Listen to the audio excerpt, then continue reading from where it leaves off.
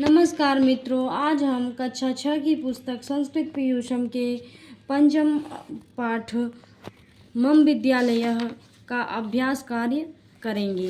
आइए देखते हैं। उच्चारणम कुरुत पुस्तिकायाम च लिखत। पुस्तक में जो शब्द नीचे दिए गए हैं उनका उच्चारण करते हुए अपनी पुस्तक में लिखना है। पहला है क्रीड़ा क्रीडांगणम। दूसरा शिष्य वत्सलाश्च। शिष्य वत्सलाश्च कर्तव्यपरायणा।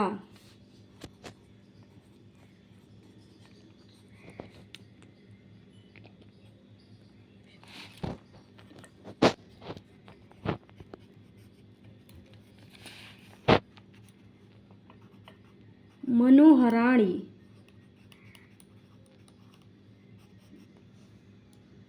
संगणकम।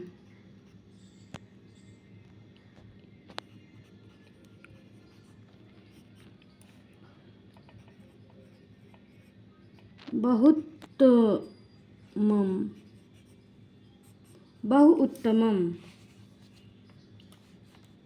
पूर्णवाक्येन उत्तरत। विद्यालये विशालं किम अस्ति। विद्यालय में विशाल क्या है। विद्यालये। अपनी पुस्तिका में हम केवल उत्तर का समावेश करेंगे, प्रश्न तो आपकी किताब में ही है।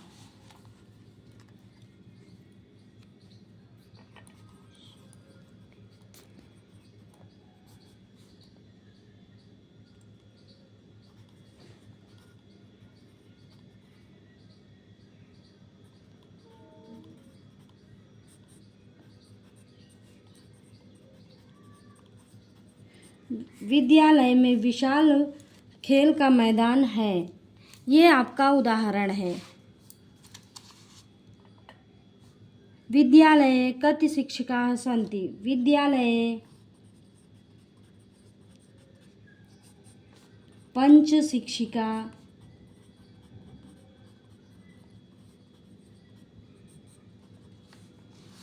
सन्ति। उषा वस्त्राणि कुतः स्वीकृतवती। उषा वस्त्राणि विद्यालयात्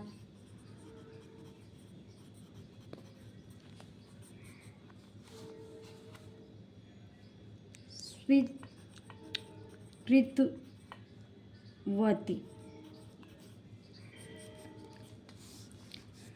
विद्यालये प्रतिदिनं किं लभ्यते।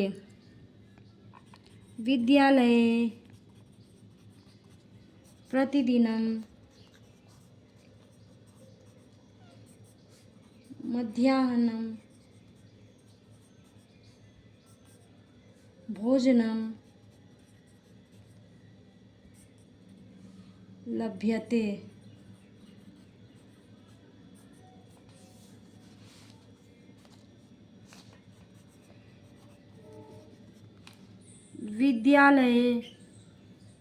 विद्यालयस्य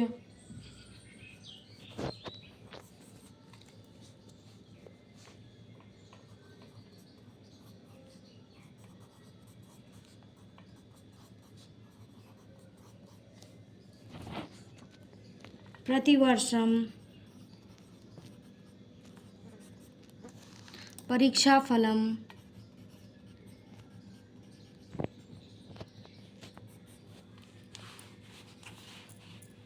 कथम भवति श्रेष्ठम भवति।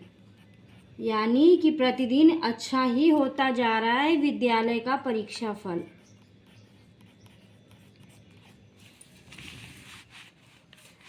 ध्यातव्यम। विद्याधनालय अत्र अक्षरे आ प्लस आ इति मिलित्वा आ इति भवति, अतः समानः स्ववर्णानां मेलः दीर्घसन्धि भवति।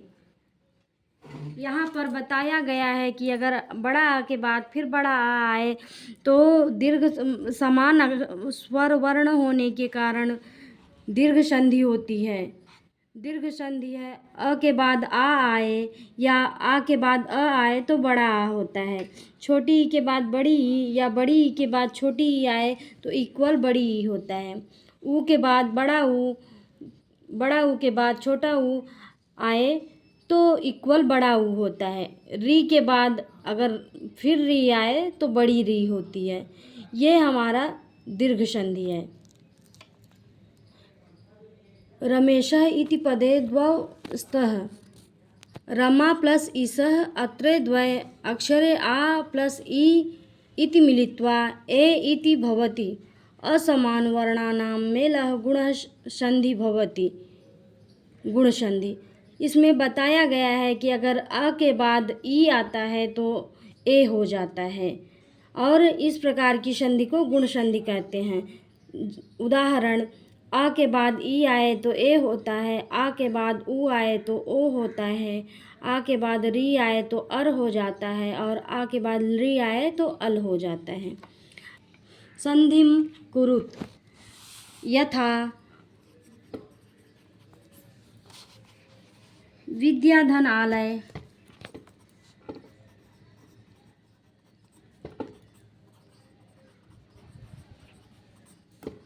इक्वल विद्यालय। तो जैसा कि ध्यातव्य में बताया गया है कि अ के बाद आ आए तो यहाँ बड़ा आ होगा, तो ये जो है दीर्घ संधि होगी। क्या होगी? दीर्घ संधि।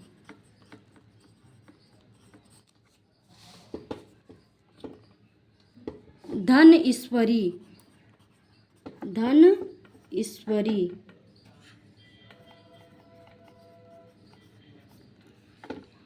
इक्वल धनेश्वरी।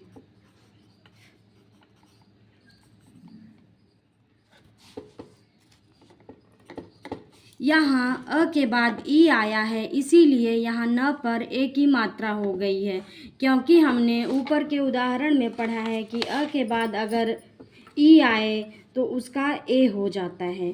तो इसीलिए धन प्लस ईश्वरी का धनेश्वरी हो गया। तो यहाँ क्या होगा? गुण संधि।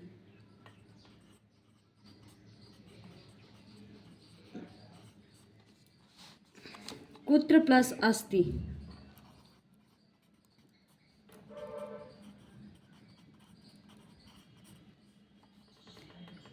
इक्वल कुत्रास्ति।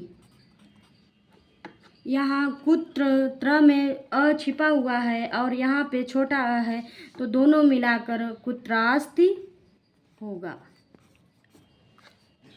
दीर्घ संधि।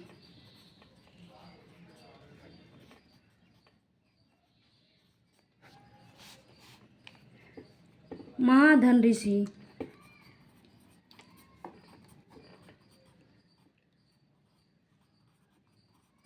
इक्वल महर्षि। दीर्घ संधि। यहाँ पर भी वही नियम है कि अगर अ के बाद री आए तो जो री है वो यहाँ आ जाएगा, तो हो गया महर्षि। दीर्घ संधि। महाधन ऋषि महर्षि।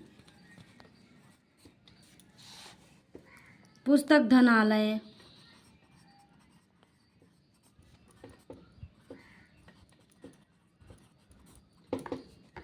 इक्वल पुस्तकालयः।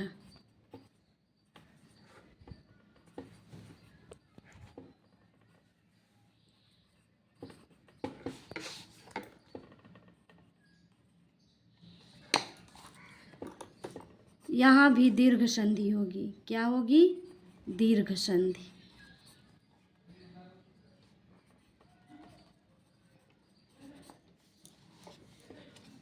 विद्याधन उद्यानम, विद्यालय धन उद्यानम। क्या है? विद्यालय धन उद्यानम। यहाँ पर अ और उ मिलके ओ हो जाएगा, तो क्या लिखेंगे? विद्यालयोद्यानम।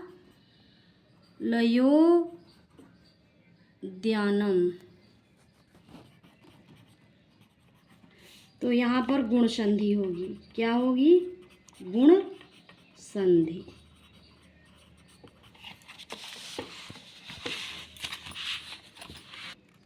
अधोलिखितानि वाक्यानि एकवचने परिवर्तयत। यहाँ पर जो भी वचन दिए गए हैं वो बहुवचन में हैं, जो भी वाक्य दिए गए हैं वो बहुवचन में हैं और आपको इनका एक वचन लिखना है। जैसे ते लेखम लिखन्ति, तो इसका होगा सह लेखम लिखति। ते उद्यानम गच्छन्ति, तो यहाँ पर होगा सह उद्यानम गच्छति। वयम क्रीडांगणम गच्छामः, हम सब खेल के मैदान में जाते हैं, तो यहाँ पर एक वचन में होगा मैं खेल के मैदान में जाता हूँ। अहम क्रीडांगणम गच्छामि। वयम प्रश्नम पृच्छामः, अहम प्रश्नम पृच्छामि। ते भोजनं कुर्वन्ति, सः भोजनं करोति। मञ्जुषातः पदानि चित्वा वाक्यानि पूरयत्। पुस्तकालयः कुत्र? पुष्पाणि उद्यानम्। विद्यालयः कुत्र अस्ति? तो यहाँ पर क्या लिखा जाएगा? कुत्र। तत्र एकः सुन्दरः पुस्तकालय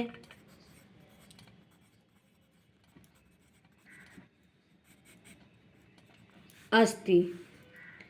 तत्र एकः सुन्दरः पुस्तकालयः अस्ति। उद्याने मनोहराणि, तो यहाँ पर क्या होगा? पुष्पाणि विकसन्ति। विद्यालये सुन्दरम उद्यानम अस्ति। विद्यालय में सुंदर उद्यान अर्थात बगीचा है। संस्कृत भाषायाम अनुवादम कुरुत। यथा मैंने पाठ पढ़ा। ये आपका वाक्य जो है वो भूतकाल में है, तो इसका हमें संस्कृत में अनुवाद भी भूतकाल या अर्थात लंग लकार में देना है। अहम पाठम अपठम। अहम पाठम अपठम, उसने भोजन किया। यह भी आपका भूतकाल में ही है, तो इसको भी हम लंग लकार में ही उत्तर देंगे। सह भोजनम अकरोत, उन्होंने दूध पिया।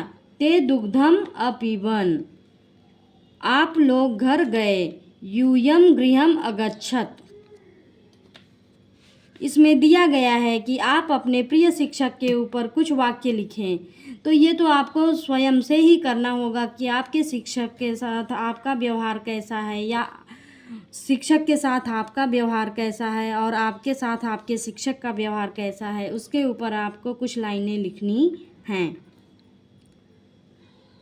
शिक्षण संकेत। अध्यापक के लिए यह संकेत दिया गया है कि कक्षा में पाठ अनुरूप शुद्ध उच्चारण पूर्वक वार्तालाप कराएं।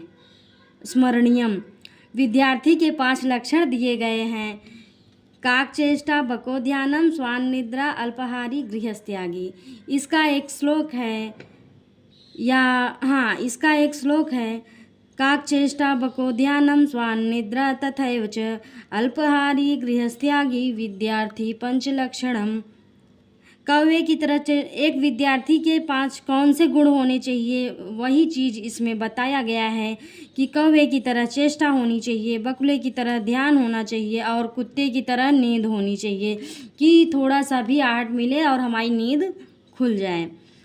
विद्यार्थी को हमेशा अल्पाहारी यानी कम भोजन करना चाहिए और गृहस्थ से दूर रहना चाहिए, यानी घर को भी त्यागना पड़ता है विद्या अर्जन के लिए। पहले का समय था कि लोग घर का कार्यभार छोड़कर गुरुकुल में केवल शिक्षा ग्रहण करते थे। अब ऐसा छोटे बच्चों के लिए संभव नहीं है, लेकिन बड़ों के लिए आज भी वही सत्य है। तमसो माँ ज्योतिर्गमय, इसका अर्थ है अंधकार से प्रकाश की ओर आगे बढ़ना। उम्मीद है आपको अभ्यास कार्य समझ में आया होगा। धन्यवाद।